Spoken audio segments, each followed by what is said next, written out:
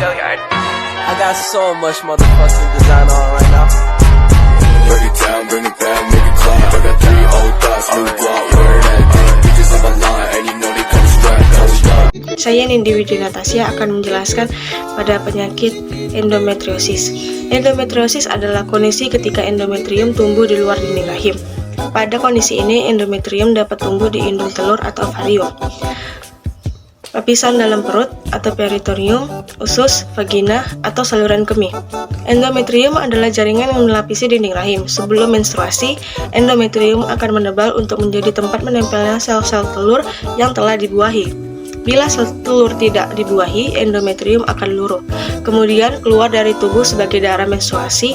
Pada endometriosis, jaringan endometrium yang tumbuh di luar rahim juga ikut menebal, tetapi tidak bisa luruh dan keluar dari tubuh. Kondisi ini menyebabkan iritasi atau peradangan pada jaringan di sekitar endometrium. Anatomi penyakit endometriosis. Endometriosis adalah kondisi di mana ketika endometrium tumbuh di luar dinding rahim. Pada kondisi ini, endometrium dapat tumbuh di indung telur atau ovarium, lapisan dalam perut atau peritoneum, usus, vagina, atau saluran kemih. Kondisi pada penyakit endometriosis ini menyebabkan iritasi atau peradangan pada jaringan di sekitar endometrium. Endometriosis ini juga ditandai dengan keluhan nyeri, terutama pada siklus menstruasi, dan dapat menyebabkan nyeri panggul dalam jangka panjang kronis hingga kemandulan. Jadi, endometriosis ini terjadi pada dinding rahim. Ini saya akan menjelaskan patofisiologi tentang penyakit endometriosis. Yang pertama itu ada menstruasi retrograde. Pada keadaan normal, darah yang berasal dari peluruhan dinding endometrium akan dikeluarkan melalui vagina. Pada kondisi menstruasi retrograde, darah menstruasi akan terbalik menuju peritoneum. Lalu produk peluruhan dinding endometrium pada endometrium terjadi melalui tuba Fallopi. Endometrium di luar rahim yang menyebabkan peradangan, jaringan, fibrosa, serta terbentuknya kista dan adesi. Adesi dapat berfungsi sebagai organ sekitar uterus. Peradangan kronis yang disebabkan oleh endometriosis dapat berujung pada infertilitas. Nah, lalu ini adalah gejala-gejala dari penyakit endometriosis. Nah, gejalanya yang pertama itu munculnya darah pada feses atau urin.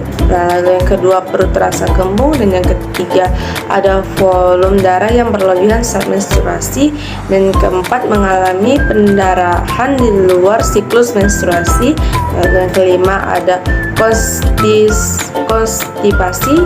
Keenam ada diare, ketujuh ada kelelahan, dan yang kedelapan itu ada mual selama periode menstruasi. Saya akan ceritakan contoh kasus. Contohnya nama pasien Nyonya M, nomor RM 2812XX. Anamnesanya itu munculnya darah pada feses atau urin, perut terasa kembung, dan kelelahan.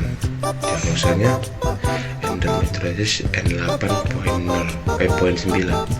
Itu terapinya itu meresepkan obat pada nyeri seperti ibuprofen, terapi hormon, pembedahan. Tindakannya pembedahan MRI dan laparoskopi.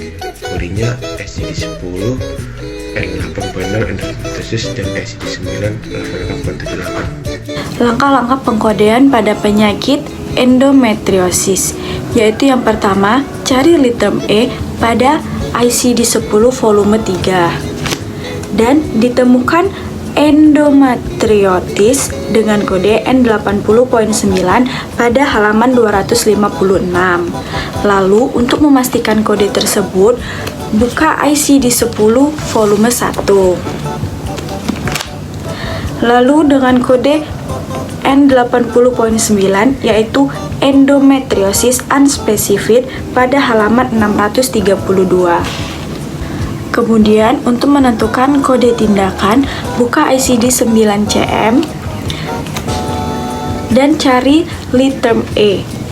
Ditemukan endoskopi ileum dengan kode 45.13 pada halaman 322 dan kode tersebut dipastikan lagi pada bagian klasifikasi pada bagian depan ICD-9-CM.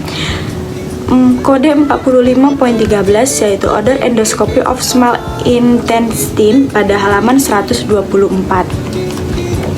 Validasi dari penyakit endometriosis. Validasi kode diagnosa pasien dapat ditegakkan berdasarkan anamnesa pasien. Nyonya M datang dengan keluhan muncul darah pada fases atau urin, perut terasa kembung, diare dan kelelahan. Setelah itu dilakukan pemeriksaan langsung oleh dokter dengan pemeriksaan penunjang yaitu berupa endoskopi dengan kode 45.13 pada ICD-9. Untuk menentukan pengkodingan diagnosa endometriosis dilihat dari ICD-10 volume 3 yaitu dengan kode N80.9 dan dipastikan kembali menggunakan ICD-10 volume 1 sesuai anamnesa endometriosis dan pemeriksaan yang diberikan oleh dokter. Tindakan tersebut diberikan dengan tujuan untuk membantu pasien menjalani hidup yang lebih baik.